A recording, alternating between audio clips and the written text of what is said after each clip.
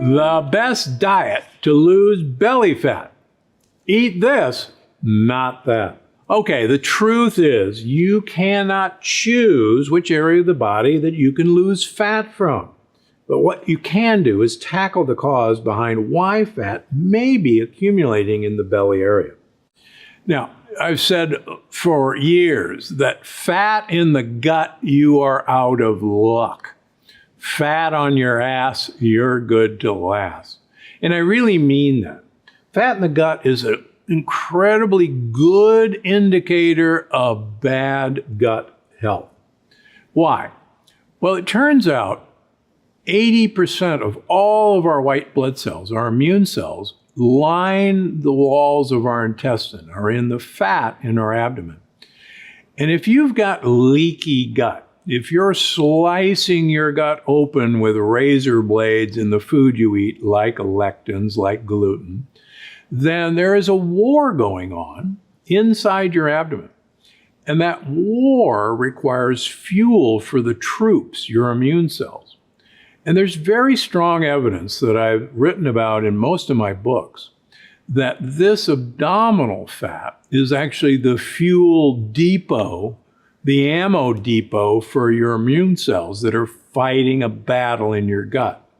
That's why fat in your gut, you're out of luck. So one of the best ways to actually lose abdominal fat is to support your gut health. And there's some easy steps that I use in my clinics to support this. First and foremost, you've got to eliminate the foods that contain lectins. Those are those little tiny proteins that act like razor blades when you eat them. And they literally poke holes in the wall of your intestine, which allows these proteins, which are foreign, to get across the wall, allows bacteria and bacterial particles to get across the wall, and strangely enough, allows normal, healthy food that would normally be fully digested before it's absorbed to actually get across the wall of your gut. And your immune system recognizes it as foreign.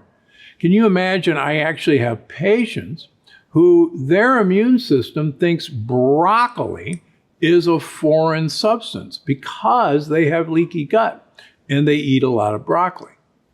Number two, we know that your gut microbiome is your major defensive line against lectins getting into you. And yet for most of us, our gut microbiome has been destroyed by the amount of antibiotics that we personally take, and probably just as importantly, if not more so, the amount of antibiotics that have been fed to our animals to fatten them up for slaughter. So you gotta be careful with the animals you eat. You gotta find organic, grass-fed, grass-finished, pastured, or wild-caught seafood. Don't let organic fool you. Most of these animals are fed organic corn and soybeans, which are loaded with lectins. And as you've heard in other lectures, not only you are what you eat, but you are what the thing you're eating ate. And they will pass that trouble on to you. Secondly, if you want the gut to repair itself, you actually have to ask it to have some downtime, some rest time. That's why time-restricted eating or intermittent fasting, where you compress your eating period to, say, 16 hours a day, you give the gut rest the rest of the time. And it's during that rest period that repair work can be done. Many people say, well, I'm just going to repair my gut with gut repair supplements. That's fine. I even make several gut repair supplements. But if you keep swallowing razor blades, every time you repair the wall of your gut, it gets sliced open again. So the first thing you got to do is get those razor blades out of your diet. Now, why should we concentrate on belly fat? Well, because it is a sign of inflammation. And inflammation is the root cause of almost everything bad that's going to happen to you. But remember, belly fat rarely shows up on a scale. So measurements of your weight and even your BMI, body mass index, are not good indicators of health.